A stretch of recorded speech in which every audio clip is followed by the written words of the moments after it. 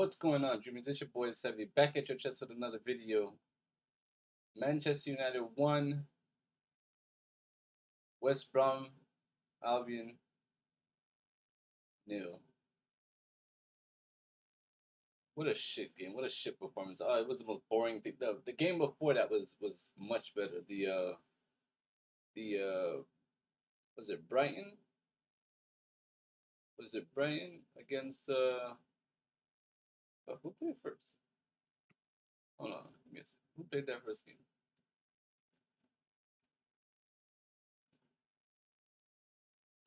Brighton and Aston Villa. That game was 10 times more interesting, 10 times more entertaining. This was Snorefest. Like, it was Jigglypuff playing against Snorlax. I didn't know what the difference was. It was terrible. And honestly, West Bromwich could feel like they lost points. Like they lost. Like they did everything they needed to do. And really it was just a, a a pen and grab for United. It was rubbish. It was terrible. It was. I don't even think I was gonna do this video because there was no highlights of the game that made me say, okay, there's something we could talk about. But it's Manchester United, so there's always something to talk about. Is there any standout performances for me? No, I think Telles came in, did good. He did what he had to do. We didn't get to see much of him going forward. Give me a sec. Give me a sec. Give me a sec. One love. Yeah, but anyway, so Telles did good. Fred did good as always. The defense had not much, didn't have much to do. I know there was a shot that they took that ricocheted off the crossbar. Don't think that he had anything to do with it. It just went started up and it came down and hit the bar. The head did have a save he needed to make, but other than those two half chances, it wasn't much in the game. The penalty that we got was, I don't know if it's for you. This year and last year when it comes to handballs and handling of the balls, the rules are, we don't really know what the rules are in English football because other places referee it different. Spain, they referee it different. Italy, they referee it differently. So we don't know really what it is in English football because one day they might call a call here and the next day the same thing happens and they don't call it. So there's no consistent, concise ruling for it. What I have seen though is the referees are actually taking it upon themselves to go look at it, but they still get it wrong sometimes. So really, that's a good thing that they actually go to look at it like the other leagues. But other than that, they don't really. It's not really consistent. So I don't know if I'm with the VAR thing or if I'm not because I see no consistency. But I see it in other leagues. It's consistent. So maybe if it gets to that point where it gets to the point where it's being used correctly and not used for this foolishness that they use it for now. The man's turned around, his hand is out, the ball hits his hand and it's a penalty. Look, I don't know. I don't know. I think it's I'm not gonna say that's what's ruining the game. I think there's a lot of things that are going against the game nowadays. I'm not saying that the game is being ruined, but it's not the football that I grew up with, and that could be for a lot of reasons. But back to the game, it was terrible, really. If I wasn't in the watch along, the watch along with them boys Rams and Saeed out, I would have just went to sleep. I would have just turned it off. Really, it was boring. It was boring, and for a 3 o'clock here. What time is that there? 8 o'clock kickoff there. That's late. It's a late game. Usually games are at 9 o'clock in the morning here, 2 o'clock there, or 1 o'clock kickoff there. 2 o'clock usually. So that's a late game. You expect to see something, you expect to see some excitement. Hold on, hold on, hold on, hold on.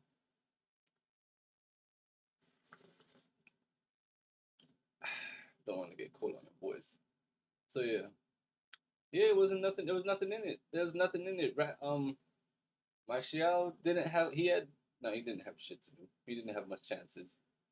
That one chance, yeah, he should have put away. Okay, that one, whatever. I don't know if I could get on his back about it or not. I think he needs more chances because I know for France he had in that one game. What game was that against? Sweden or Portugal? One of them. He had three chances. He was against Portugal. Three chances that he could have been creative and put them all away. Yeah, they were good saves. Two of them were good saves by Rui Patricio, but Marshall, I don't know. I don't know. I don't know. I'm not gonna say that he's not a good player. I know he's quality because he's been quality for the past 4 years or so when he's been playing. I know in the Marine he didn't get much time, but he's definitely more consistent than Marcus Rashford.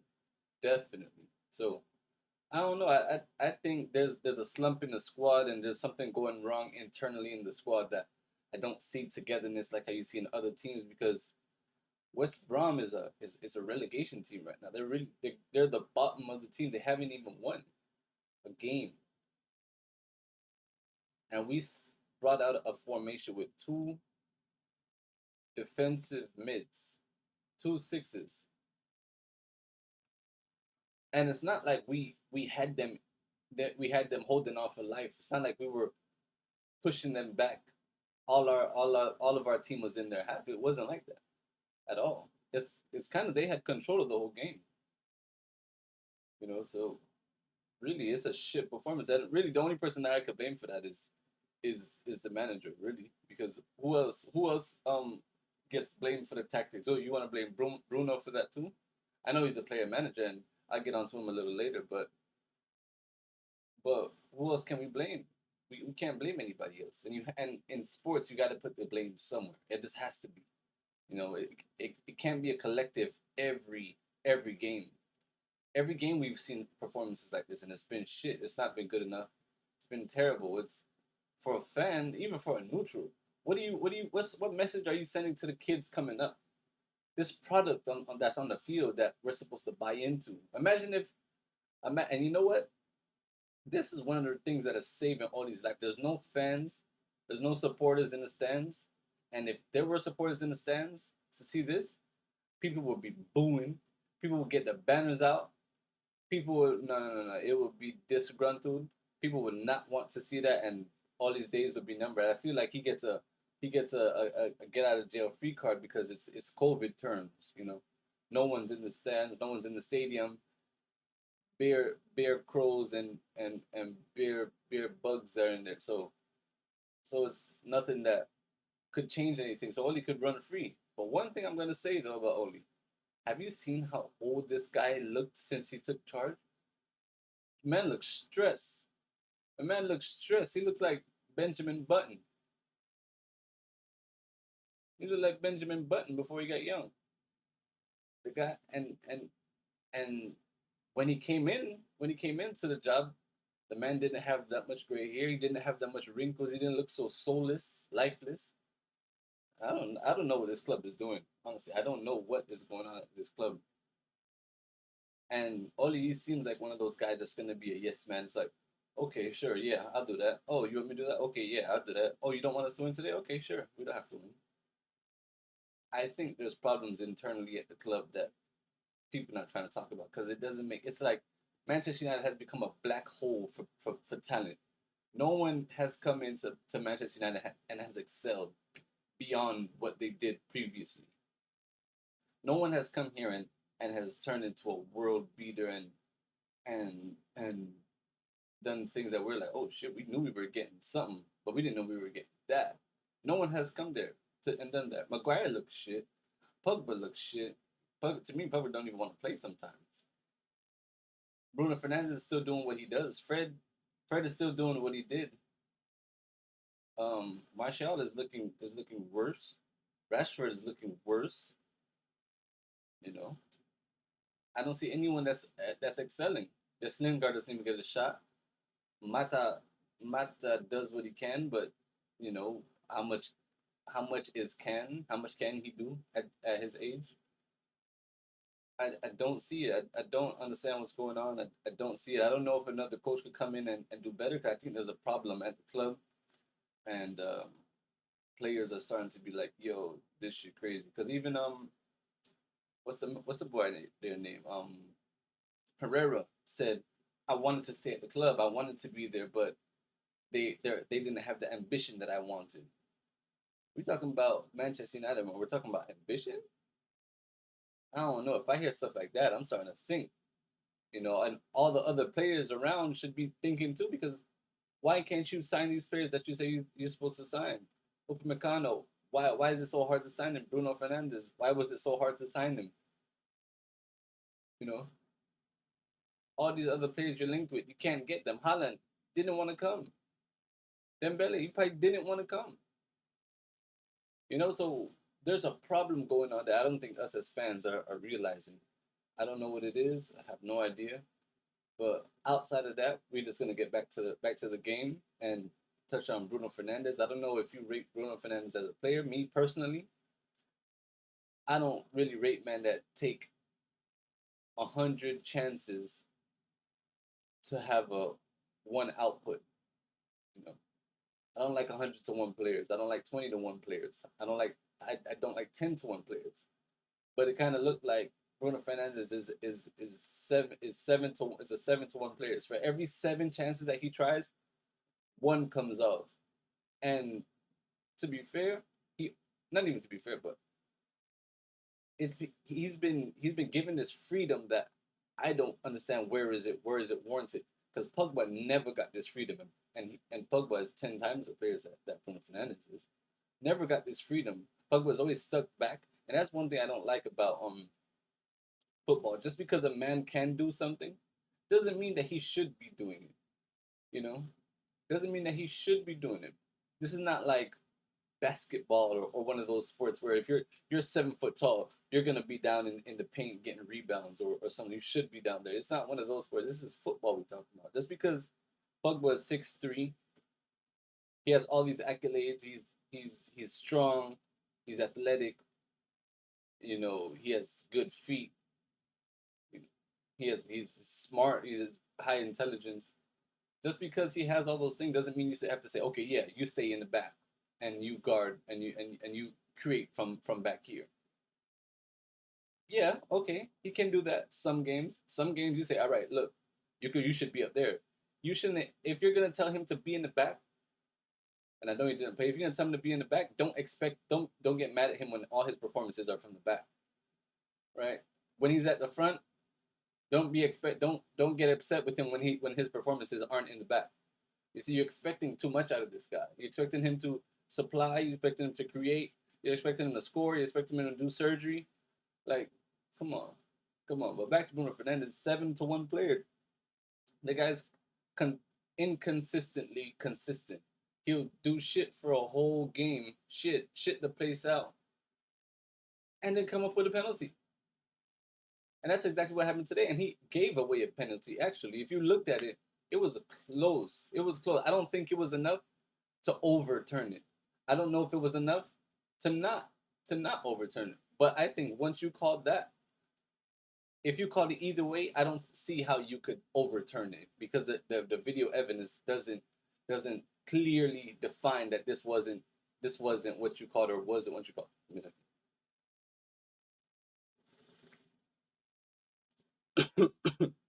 Yeah. So yeah, I see if you called penalty, to me it didn't, because it looked like his toe, after he hit the ball, his toe hit him in the shin. He like hit him right there in the shin like that. And I don't see how you could overturn it, but lucky for him. And it's funny how people give him such leeway. But if Pogba does 3 assists in one game and doesn't come back on defense, people are on his ass, on his ass. If he does 2 assists and a goal, if he does one goal and 1 assist and he doesn't come back on defense or something, you're on his ass. But Bruno could stink out the place the whole game, and get a penalty, which he didn't even create. Get a penalty, and then everyone forgets about what happened. This is only gonna last for so long. You can only get that fortune for so long. That's not beneficial to titles and winning football. That's not it. It's not gonna get you anywhere. as far as that, Vander Van der Beek came on in about the 80th minute. I don't know why this guy's in shackles. I don't know why he's in chains. I don't know why Bruno has this freedom that he has. I think this is causing problems within the team because you give someone the license to do whatever they want when they're not even that good, when they're not even that efficient. If you want to give someone that rights to do all good to do whatever they want, give it to someone that's like Kevin De Bruyne or someone like that. And the only player we have close to that is Pogba. That's the only player we have close to that. You guys don't want to admit it, but it is what it is. He's the most talented player we have. He's the best player we have. He's been the best player for the past 4.5 and 4.5 years. I know he's in. Oh, I guess the reports came out that he had an ankle nickel, but hey, man, it is what it is. It's my opinion. So I don't know. It's gonna be interesting to see going forward. Play Tuesday against Besiktas here, and I don't even know. If it's anything like the last performances, I'm at a loss for words. I don't even know if I want to see it. I don't know. It's the standards of this club of this organization of our fans have dropped so much. We've become so divided. There's so many opinions. There's so much dissonance. There's not one collective thing that we could agree on as fans. Like we'll agree with we can't agree with anything. We can't agree. Some people think Shaw should start. Some people think Tele should start. Some people think Maguire is shit. Other people think he's the best center back that United have had in the last 10 years. Some people think Lindelof is shit. Some people think Bailly should start. Some people think Antoine Xavier should start. Some people think, there's so much dissonance between fan bases. It's crazy, and then all the all the other team supporters are just like, yes, this is what you want. Because if I was playing, right, like if I was playing, if I play on my Sunday league team and I see disorganization on the other team, I'm clapping my team. I'm like, my team, let's go. We smell blood in the air. We smell it. We smell it. And these boys don't want it. And that's what it seems like. There's too much problems going. There's too much turmoil in Manchester United. West Brom came in and was like, "Yo, we should win this game. We should win. Not the only win, we should win convincingly. It almost was a 3-0 game. West Brom should feel cheated, to be honest with you. And that's how most of the performances have been. United hasn't strung one performance together this season. Maybe the Everton game that has convinced me that's like, okay, yeah. Not even the 5-0 win at Leipzig, because that was like every other game for the first 70 minutes. 70 minutes. And then they brought on the brutes. They brought on the brutes, and the brutes just hit him on the counter, you know. Just hit him on the counter. That's all it was. But it is what it is. That's the 3 points. I guess the 3 points is what matters. But I'm not liking this product at all. I would not invest in this product. I don't like it. But whatever. Catch you. Well, we catch me later. Remember, I'm at your chest. Remember to like and subscribe. Slap that like button. Hit the little bell. Hit the notification to be updated. So when I'm coming out with new content, I'm gonna be coming at your chest with new stuff throughout the week. I'm going out of town next week, so I'm gonna try to get some stuff for you guys done. That's it.